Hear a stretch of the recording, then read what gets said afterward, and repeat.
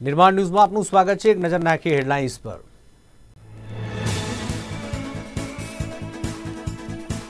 વધુ એક ધારાસભ્યએ આપ્યું રાજીનામું। વાઘોડિયા બેઠકના અપક્ષ ધારાસભ્ય ધર્મેન્દ્રસિંહ વાઘેલે આપ્યું રાજીનામું। થોડા દિવસોમાં ભાજપમાં જોડાશે।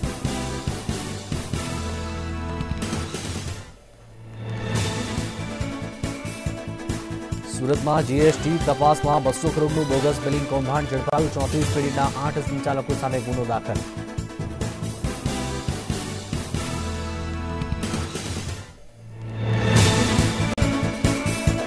સુરેન્દ્રનગરમાં કોલસાની ખાણમાં મોટી દુર્ઘટના। 4 શ્રમિકોના મોત। પોલીસ મામલતદાર માણસની ટીમ ઘટનાસ્થળે ગઈ।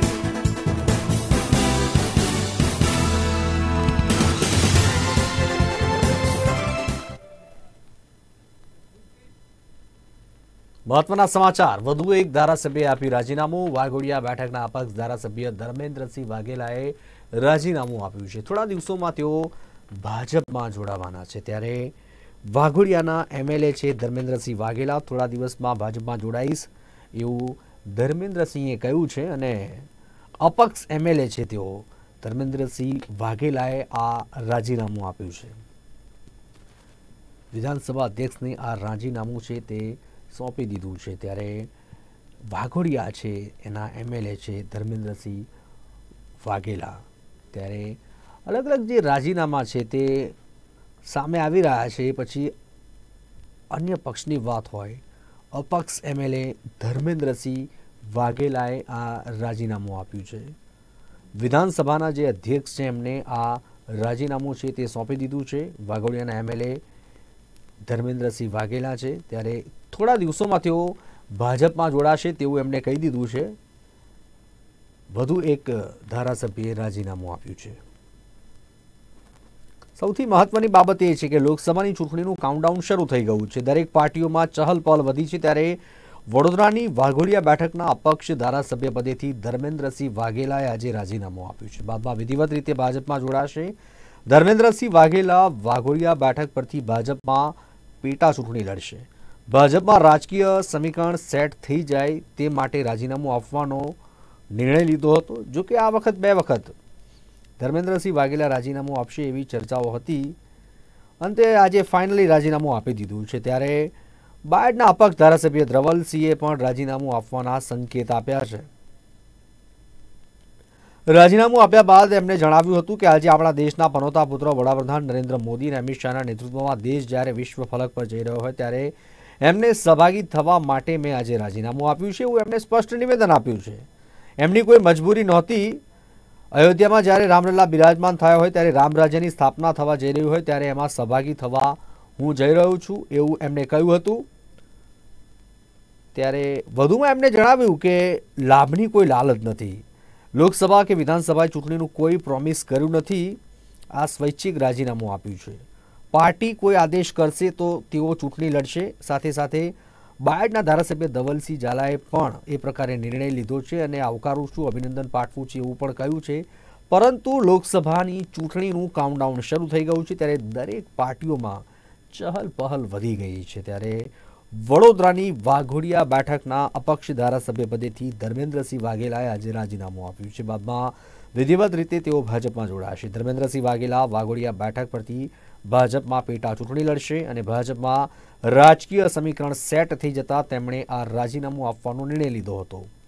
જો કે અગાઉ 2 વખત ધર્મેન્દ્રસિંહ વાઘેલા રાજીનામું આપશે એવી ચર્ચાઓ ચાલી હતી। અંતે આજે ફાઇનલી તેમને રાજીનામું આપી દીધું છે। રાજીનામું આપ્યા બાદ ધર્મેન્દ્રસિંહ વાઘેલાએ જણાવ્યું કે આજે આપણા દેશના પનોતા પુત્ર વડાપ્રધાન નરેન્દ્ર મોદી અને અમિત શાહના નેતૃત્વમાં દેશ જ્યારે વિશ્વ ફલક પર જઈ રહ્યો હોય ત્યારે તેમને સહભાગી થવા માટે એમને આ રાજીનામું આપી દીધું છે।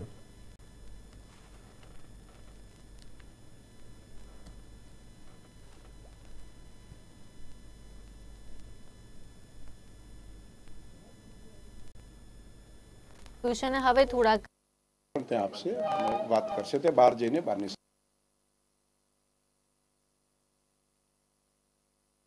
શ્રી વાઘેલા ધર્મેન્દ્રસિંહજી એમએલએ વાઘોડિયા જેમણે પોતાની સ્વેચ્છાએ આજે ગુજરાત વિધાનસભાના સભ્ય તરીકેથી રાજીનામું આપ્યું છે। અને 12:39 તેઓશ્રીએ મને રાજીનામું આપ્યું છે. મેં તેમને પૂછ્યું કે આ આપે સ્વેચ્છાએ આપ્યું છે, તો તેમણે કહ્યું કે હા, હું મારી રાજી ખુશીથી સ્વેચ્છાએ રાજીનામું આપું છું અને તે રાજીનામાનો હું સ્વીકાર કરું છું. વિજય મુહૂર્ત છે. હા, બસ મારી અંગત લાગણી એટલી જ છે કે આપણા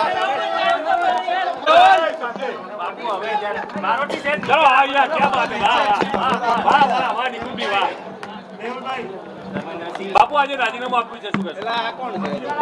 અજય નીચું ભાઈ. હા ભાઈ, બધાના ઉપર ઊંચા છે એટલે પછી પાછળ દેખાય. યસ, ચલો બાપુ, પિન ડ્રોપ સાયલેન્સ. બાપુ રાજીનામું. ચલો અજય રોલ. આજે આપણા દેશના બે પનોતા પુત્ર માન્ય વડાપ્રધાન નરેન્દ્ર મોદી સાહેબ અને અમિતભાઈ શાહ સાહેબના નેતૃત્વમાં જ્યારે દેશ વિશ્વના ફલક ઉપર જઈ રહ્યો હોય ત્યારે એમને સહભાગી થવા માટે થઈને હું આજે મારું પોતાનું મારા વિસ્તારના લોકોને પૂછીને રાજીનામું આપી રહ્યો છું. તમે તો અપક્ષ ચૂંટણી લેતા પાર્ટીમાં જ એક્ટિવ હતા, પીએફને શું કામ અપક્ષ રાજ્યમાં પણ જરૂર હોતી નથી? એવી કઈ મજબૂરી? મારી કોઈ મજબૂરી નથી. હું મારી જાતે અયોધ્યાની અંદર જ્યારે રામલલ્લા બિરાજમાન થયા હોય અને રામ રાજ્યની જ્યારે સ્થાપના થવા જઈ રહી હોય ત્યારે હું પણ એમાં સહભાગી થવા જઈ રહ્યો છું. એ સહભાગીમાંથી હું બાકાત ના રહી જાઉં અને મારા મતદારોની પણ આ જ ઈચ્છા હોય એ માટે થઈને હું રાજીનામું આપી રહ્યો છું. મને બીજું કોઈ પણ જાતની લોભ લાલચ કે પદનો મોહ નથી. લોકસભા ચૂંટણી લડવાના છો તમે? મને કોઈ લોકસભા, કોઈ વિધાનસભા કે એવું કોઈ પ્રોમિસ નથી. હું મારી જાતે સ્વેચ્છાએ રાજીનામું આપું છું અને પાર્ટીનો કોઈ આદેશ હશે તો હું ચૂંટણી લડીશ. મંત્રી પદની ઓફર કરાઈ હતી? મેં પાર્ટી સાથે મને કોઈ મંત્રી પદની ઓફર નથી. હું કોઈ લોભ લાલચમાં આવીને રાજીનામું નથી આપતો. હું માત્ર ને માત્ર આપણા દેશના જે બંને લોકપ્રિય નેતા અને એમના કામથી હું પ્રભાવિત થઈને આજે મારું રાજીનામું આપું છું. સીઆર પાટીલનો આદેશ હતો, કોઈ ચર્ચા થઈ હતી રાજીનામું આપવાનું? નહીં, માને કોઈ પણ વ્યક્તિનો આદેશ નથી. હું તમામ મારા જે કંઈ સિનિયર નેતાઓ છે, અમારા ગુજરાતના પ્રદેશ અધ્યક્ષ સી આર પાટીલ સાહેબ હોય, અમિતભાઈ શાહ સાહેબ, માનનીય મોદી સાહેબ, આમના કામથી પ્રભાવિત થઈને હું રાજીનામું આપું. ના, બળવો કરવાનો પ્રશ્ન જ નથી. મને વ્યક્તિથી વિરોધ હતો, ભારતીય જનતા પાર્ટીથી વિરોધ નહોતો. જે વ્યક્તિ ભારતીય જનતા પાર્ટીની અંદર હતી ને એના વ્યક્તિ વિરોધથી મેં રાજીનામું આપી અને ચૂંટણી લડો. મતદારોને વિશ્વાસમાં લઈ અને મતદારોની ઈચ્છા છે એટલા માટે જ મેં રાજીનામું આપ્યું. મતદારોની ઈચ્છા એવું કઈ નહીં હોતું. તમારી ઈચ્છા થઈ કે ભાઈ હવે રામલલ્લાને અને બે નેતૃત્વને પ્યારું થવું એટલે માટે તમે છોડી દીધું. એ તો મારા વિસ્તારની જનતા જાણે છે કે મેં મારા વિસ્તારના જનતાને વિશ્વાસમાં લઈને જ હું કોઈ પણ નિર્ણય લેતો હોય છું અને આ નિર્ણય પણ મારી જનતાનો જ નિર્ણય છે. આ મારો કોઈ નિર્ણય નથી.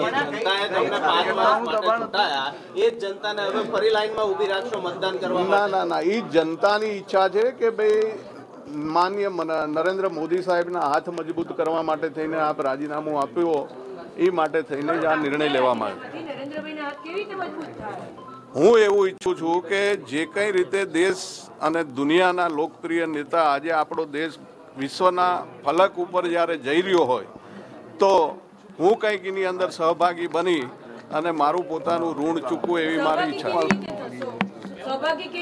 જે કંઈ લોકોના પ્રશ્નો અને લોકોના પ્રશ્નોને વાચા આપી અને મારા વિસ્તારના લોકોના કામ કરીને હું આમાં સહભાગી થઈશ. બાપુ, જનતાની ઈચ્છા હોત તો જનતાએ ભાજપના ઉમેદવારને ના જીતાડ્યા હોત, તમને શું કરવા જીતાડતી જનતા? જનતાને મારી ઉપર પ્રેમ હતો, મને જીતાડ્યો અને જનતાએ કીધું કે ભાઈ તમે રાજીનામું આપો એટલા માટે થઈને મેં આજે રાજીનામું આપ્યું.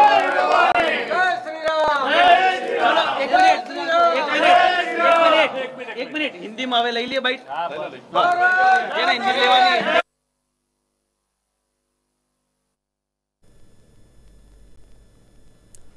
જો મહત્વની બાબત અત્યારે એ છે કે જનતાએ ખાસ કરીને વિશ્વાસ જ્યારે મૂક્યો હોય ત્યારે આ રાજીનામું આપ્યું હોય, ખાસ કરીને એમણે કહ્યું એ પ્રમાણે કે વડાપ્રધાન નરેન્દ્ર મોદીના હાથ મજબૂત કરવા માટે એક આ કાર્ય છે તે હું કરી રહ્યો છું। અને ખાસ કરીને જો વાત કરવામાં આવે, રામ મંદિરનું જ્યારે નિર્માણ થયું હોય, ખૂબ સરસ અને સારી રીતે પ્રાણ પ્રતિષ્ઠા થયું હોય, ત્યારે દેશમાં જ્યારે રામ રાજ્યની ભાવના જ્યારે પ્રગટી હોય, એના જ અનુસંધાનમાં ખાસ કરીને હવે આ રાજીનામું છે તે આપવામાં આવ્યું છે। અને સાથે સાથે જો વાત કરવામાં આવે તો આ જે રાજીનામું જ્યારે આપવામાં આવ્યું છે ત્યારે ધર્મેન્દ્રસિંહ વાઘેલાએ કહ્યું હતું કે મારી કોઈ આમાં મજબૂરી નહોતી।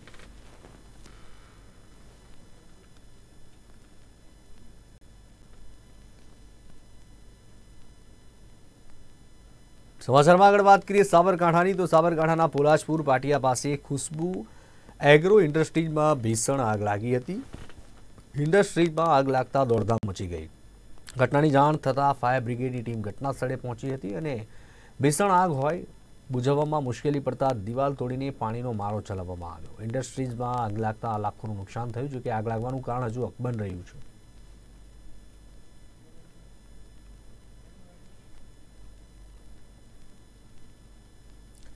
પંચોતેરમાં પ્રજાસત્તાક પર્વની રાજ્યકક્ષાની ઉજવણી જૂનાગઢમાં થવાની છે, તેના ભાગરૂપે વિવિધ કાર્યક્રમ યોજાયા। જૂનાગઢના વિવેકાનંદ સ્કૂલના મેદાનમાં જૂનાગઢ પોલીસ દ્વારા બાઇક સ્ટન્ટ, મલખમ સહિત વિવિધ કરતબ બતાવવામાં આવ્યા। ગુજરાત પોલીસના 256 જવાનોએ 512 મશાલ સાથે ફિટ ઇન્ડિયા, જય શ્રી રામ, વેલકમ જૂનાગઢ જેવા શાબ્દિક ફોર્મેશન બતાવવામાં આવ્યા હતા। ઉપરાંત કાર્યક્રમ બાદ લોક ડાયરાનું પણ આયોજન કરવામાં આવ્યું, જેમાં રાજભા ગઢવીએ લોક સાહિત્ય અને દેશ દાઝની વાતો કરી લોકોને મોજ કરાવી હતી।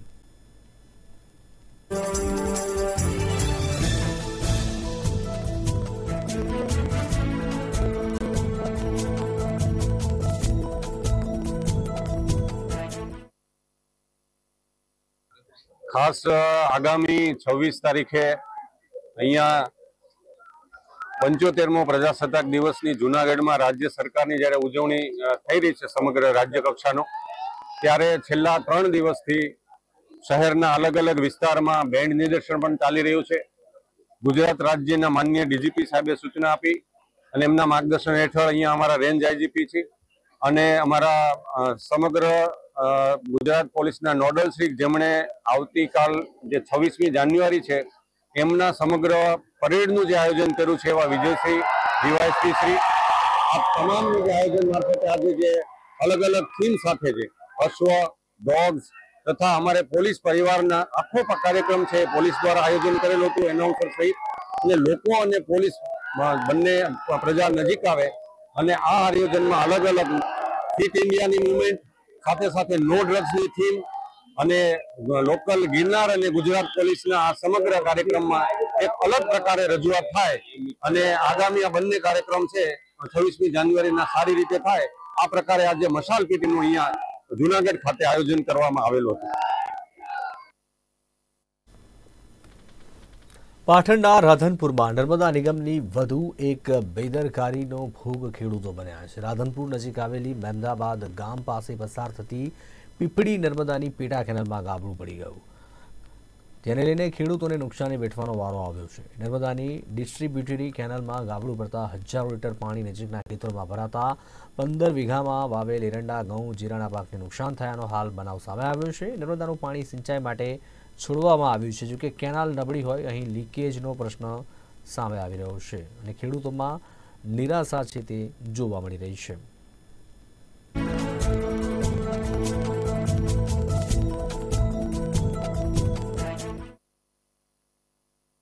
અમારા ખેતર પાસેથી કેનાલ નીકળી છે, જેથી કારણે અમારા ખેતરમાં નુકસાન થાય છે અને રાતના 3 વાગે ઓવરફ્લો કેનાલ થતાં અમારા ખેતરોમાં પાણી ભરાઈ ગયું છે। તો અમારે આનું નુકસાન કેના જોડેથી લેવું, ક્યાં પાણી છોડનારા કનેથી લેવું કે કોન્ટ્રાક્ટર કનેથી લેવું કે આગળ પાણી જાય એના કનેથી? કેનાલ ચાલે એનો અમને કાંઈ વાંધો નથી, પણ માપની છોડે તો સારું। અમારા ખેતરોમાં બહુ નુકસાન થયું છે। ઘઉં છે, રજકો છે, રાયડો છે, આયડા છે, વત્તા મકઈ છે, આ બધા પાકોનું નુકસાન અમારે બહુ જ થયું છે। તો આનું નુકસાન કોણ ભરશે?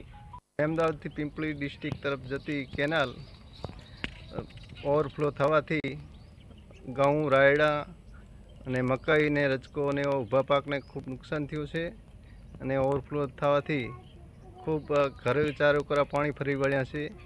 એટલે અમે હવે આનું નુકસાનનું ભરપાઈ કોના પાસેથી લેવી અને નુકસાન ખૂબ થઈ ગયું છે. એક સમય હતો કે જ્યારે કચ્છના પટેલ સમાજના લોકો વિદેશમાં જઈને વસવાટ કરવા લાગ્યા હતા અને ત્યાં જ પોતાનો ધંધો રોજગાર શરૂ કર્યો હતો. જ્યારે હવે ફરી લોકો પોતાના માદરે વતન પરત આવીને અહીં રહેવા લાગ્યા છે. એવા એક પટેલ સમાજના મહિલા રમીલાબેન વેકરિયા કે જેઓ 35 વર્ષ સુધી લંડન રહ્યા અને હવે કચ્છના બળદિયા ખાતે આવીને ખેતીવાડીના કામમાં જોડાયા છે અને અવનવા વિદેશી ફ્રૂટ્સ અને શાકભાજી વાવીને લાખોની કમાણી કરી રહ્યા છે. મૂળ કચ્છના બળદિયા ગામના રમીલાબેન વેકરિયા 35 વર્ષથી પોતાના પરિવાર સાથે લંડન રહેતા હતા. રમીલાબેનને બાળપણથી જ ખેતીવાડીનો શોખ હતો. લંડનમાં પણ તેઓ પોતાના ઘરના બગીચામાં ત્યાંના ફ્રૂટ્સ ઉગાડતા હતા અને પોતાના ઘર માટે તાજા શાકભાજી મેળવતા હતા.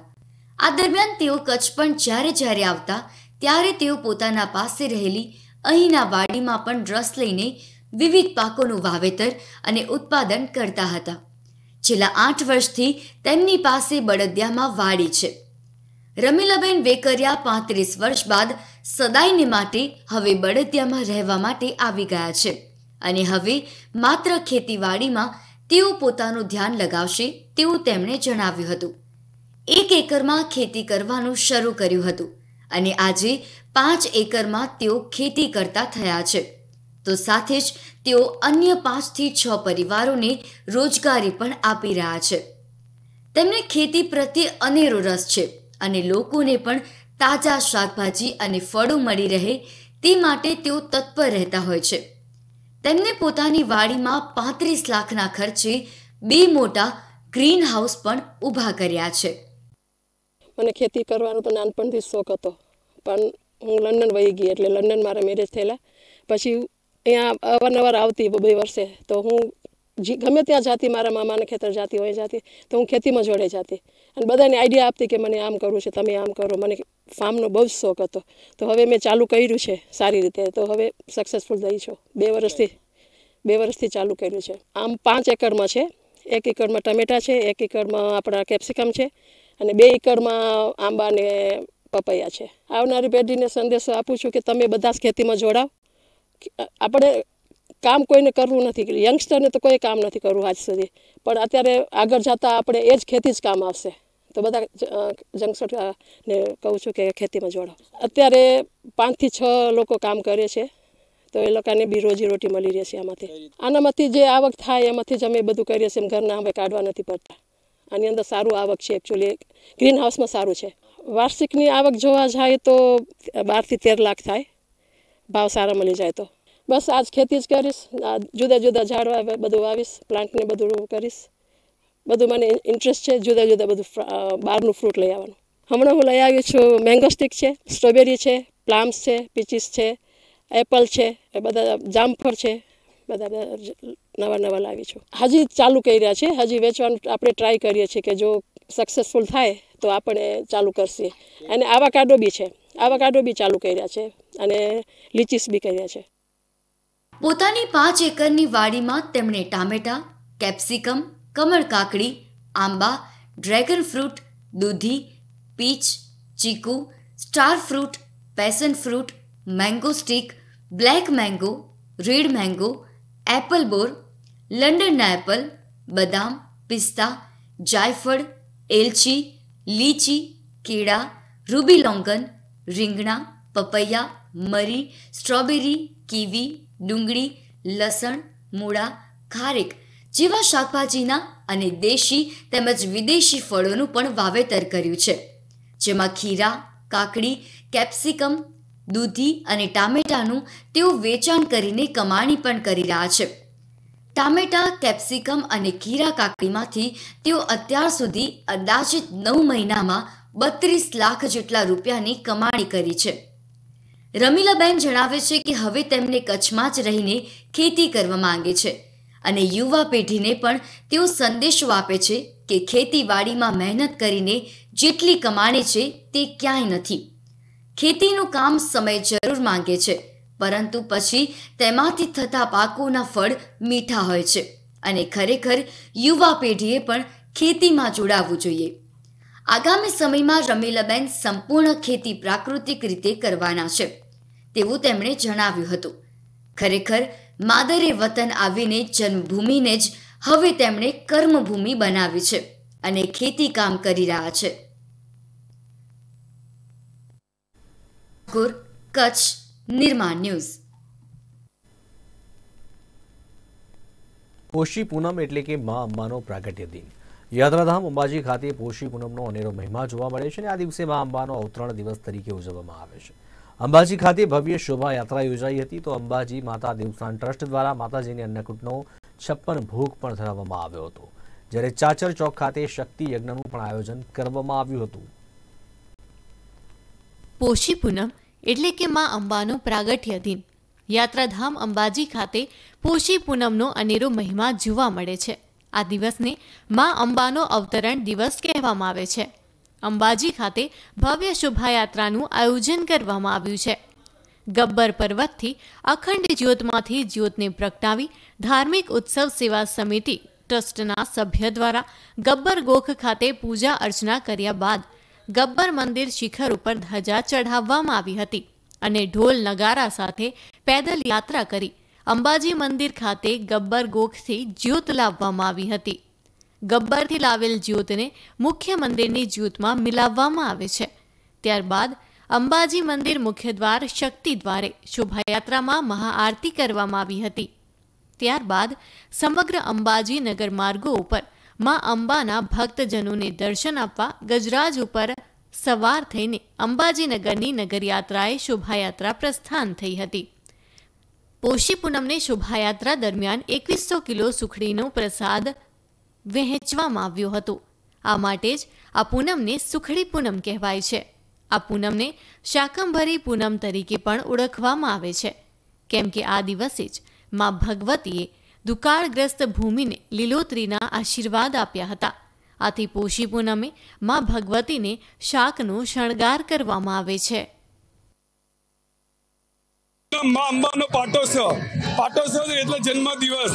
આજે તો અંબાજી નગર આખું જય અંબેના નાદથી ગુંજી ઉઠ્યું છે. સવારે ગબ્બરથી 7 વાગે જ્યોત લાવીને મંદિરના અંદર જ્યોતથી જ્યોત મિલાવીને શક્તિ દ્વારે ભવ્ય આરતી કરવામાં આવી હતી. હવે માતાજી હાથી ઉપર બિરાજમાન થઈને નગરમાં ભક્તોને દર્શન આપવા માટે નીકળ્યા છે અને 35 જેટલી ઝાંખીઓ છે. સાથે સાથે 2100 કિલો સુખડીનો પ્રસાદ પણ ભક્તોમાં વેચાઈ રહ્યો છે. બોલ મારી અંબે, જય જય અંબેના નાદથી પૂરો અંબાજી નગર ઝૂમી ઉઠ્યું છે અને શોભાયાત્રા નગરમાં ફરીને પાછી શક્તિ દ્વારે પરત ફરશે અને ત્યાં ધજા ચડાવીને પૂર્ણ વિરામ કરવામાં આવશે. તો દરેક ધર્મ પ્રેમી જનતાને શોભાયાત્રાનો લાભ લેવા વિનંતી. આજે પોષી પૂનમની મહાઉત્સવની ઉજવણી કરવામાં આવી રહી છે. ધાર્મિક ઉત્સવ સેવા સમિતિ દ્વારા આજે 30મા વર્ષની વિશાળ શોભાયાત્રાનું આયોજન કરવામાં આવેલું છે. સવારે ગબ્બરની અખંડ જ્યોતમાંથી જ્યોત લાવીને ગર્ભગૃહમાં રહેલ માતાજીની જ્યોત સાથે મિલાવવામાં આવેલી છે અને શક્તિ દ્વાર ખાતે મહાઆરતીનું આયોજન કરવામાં આવેલું છે. ત્યારબાદ માતાજી ગજરાજ ઉપર સવાર થઈને અંબાજીની નગરચર્યા ઉપર નીકળેલા છે. 35 કરતાં વધુ ઝાંખીઓ સાથે વિશાળતમ ભવ્ય શોભાયાત્રાનું આયોજન થયેલું છે. અંબાજીના ઠેર ઠેર માર્ગો ઉપર ભાવિક ગ્રામજનો દ્વારા પણ શોભાયાત્રાનું સ્વાગત અને વિવિધ પ્રસાદોની વિતરણ કરવામાં આવી રહેલું છે. અંબાજી દેવસ્થાન ટ્રસ્ટ દ્વારા 2100 કિલો સુખડીનો મહાપ્રસાદ માતાજીને ધરાવવામાં આવેલું છે, જે શોભાયાત્રામાં ભક્તોને વિતરિત કરવામાં આવશે. સાંજે શક્તિ દ્વાર ખાતે શોભાયાત્રા પરત આવી સુવર્ણ શિખર ઉપર ધજા ચડાવીને માતાજીનો આ કાર્યક્રમની પૂર્ણાહુતિ કરવામાં આવશે. રથ, ધજા, હાથી, ઘોડા, ઊંટ અને બેન્ડ બાજા શરણાઈઓના સંગીત સાથે વાજતે ગાજતે ધામધૂમપૂર્વક શોભાયાત્રા પ્રારંભ થઈ હતી, જેમાં ફૂલો વરસાવતી તોપ, આદિવાસી નૃત્યો સાથે વિવિધ સાંસ્કૃતિક અને ધાર્મિક ઝાંખીઓની કતાર સાથે સમગ્ર યાત્રા અદ્ભુત અને અલૌકિક આકર્ષણ રૂપ લાગતી હતી. અંબાજી ધામના માર્ગો ઉપર ઠેર ઠેર અંબાજી નગરજનો દ્વારા શોભાયાત્રાના સ્વાગત સાથે પ્રસાદનું વિતરણ કરવામાં આવ્યું હતું. ચારે તરફ મા અંબાની જય જયકાર ગુંજતી હતી. ગજરાજ ઉપર સવાર ગામની દેવી મા અંબેના દર્શનથી ભક્તો પણ ગદગદ થયા હતા. નગર માર્ગો ઉપર ફર્યા બાદ આ શોભાયાત્રા નિજ મંદિરે પરત ફરતા સ્વર્ણિમ શિખર ઉપર ધજાનું આરોહણ કરવામાં આવે છે. દશરથ ભટ્ટ, નિર્માણ ન્યૂઝ, અંબાજી. તો આ તો અત્યાર સુધીના સમાચાર.